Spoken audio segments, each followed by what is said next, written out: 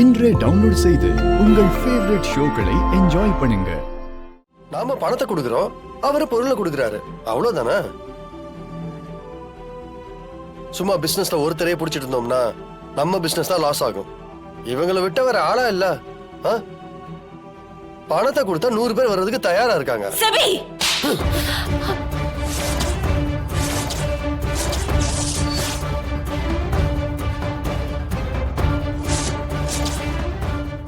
என்ன என்ன பேசுற?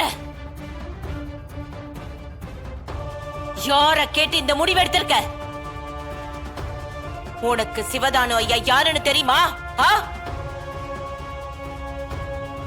இத பணத்துக்காக மட்டும் நடத்துற பிசினஸ் நினைச்சியா? மனுஷங்களை இப்படி லெஃப்ட் ஹேண்ட்ல ட்ரீட் பண்ற மனநிலை உனக்கு எங்க இருந்து வந்துச்சு? சிவதானு ஐயா எப்படிப்பட்ட மனுஷன்? அவரை போய் விவசாயம் நஷ்டம், அதை செய்யறது அவமானம்னு பல பேர் இந்த தொழிலை விட்டுட்டு வெளியில போயிட்டு இருக்கும் போது இந்த உலகத்துல விவசாயத்தை விட புனிதமான தொழில் வேற இல்லைன்னு தான் வாழ்க்கை மொத்தத்தையும் அதுக்காகவே அர்ப்பணிச்சு வாழ்ற ஒரு மனுஷன் அவரு.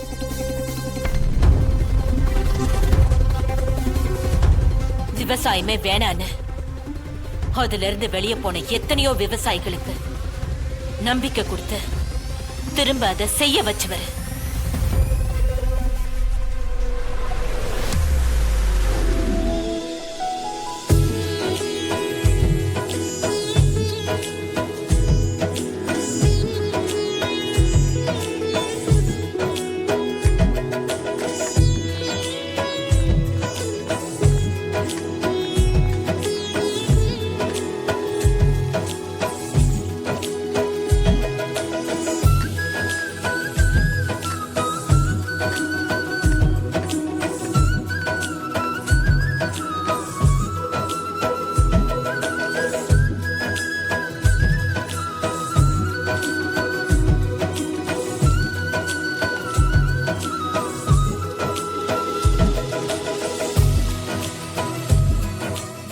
ஐயா ரெடி ஆயிடுச்சுங்கய்யா.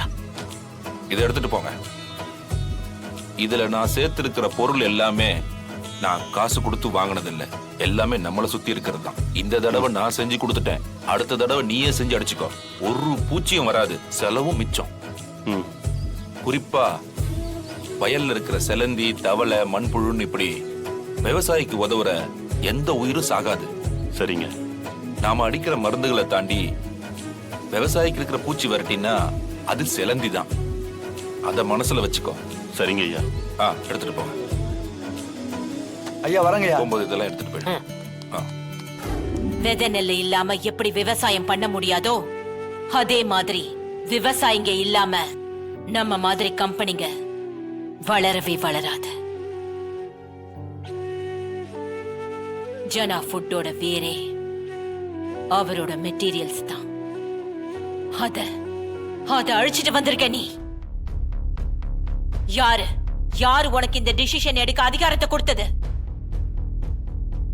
கோட்டு சூட்டு போட்டு ஏசி ரூம்ல உட்கார்ந்துட்டா உன்னை பார்க்க வர அத்தனை பேரும் உனக்கு கீழேன்னு நினைப்பியா? எங்க இருந்து வந்துச்சு இந்த முதலாளி புத்தி? முதலாளிங்கிறவன் மேல உட்கார்ந்துகிட்டு எல்லாரையும் அதிகாரம் பண்றவன் இல்ல, எல்லாரையும் சமமா பாக்குறவன். அந்த குணம் இல்லனா நீ முதலாளியா இருக்க தகுதி இல்லைன்னு அர்த்தம்.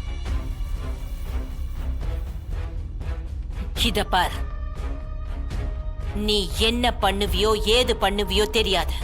நீ அவர் கால்ல விழுவியோ கெஞ்சுவியோ இல்ல அழுது புலம்புவியோ, நம்ம கம்பெனிக்கு அவர்தான் மெட்டீரியலை சப்ளை பண்ணணும்.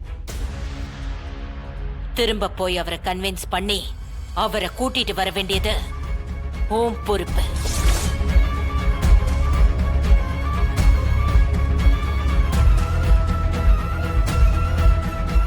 இன்னும் நிக்கிற? கிளம்பு. இனி ஒரு நிமிஷம் கூட நீங்க இருக்க கூடாது. அவுட்.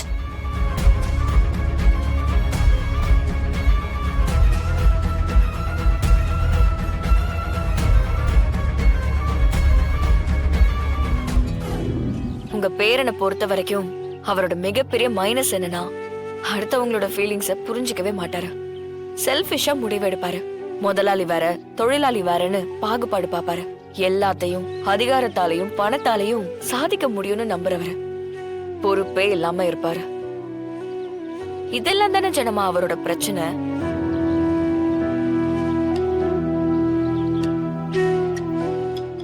இதெல்லாம் சிபியோட பிரச்சனைன்னு அவனுக்கு புரியவே இல்லை. சிபி சார் வேணா புரிஞ்சுக்காம இருக்கலாம் ஜனமா, ஆனா காலம் அவருக்கு புரிய வைக்கும். எப்படி? இப்போ நீங்களே எவ்வளவு பெரிய டாஸ்க் அவருக்கு கொடுத்திருக்கீங்க. சிவதானு ஐயாவை அவர் ஒத்துக்க வைக்கணும்ல. அது சிபியால முடியுமா? முடியும். எப்படி சொல்ற? அந்த வேலையை முடிக்காம அவரால வர முடியாது. கண்டிப்பா அதுல அவருக்கு ஒரு பாடம் கிடைக்கும்.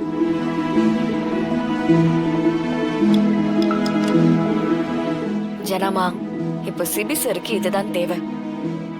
உங்களோட வாரிசா அவர் மாறணும்னா அவர் பலவிதமான பாடத்தை படிக்கணும்.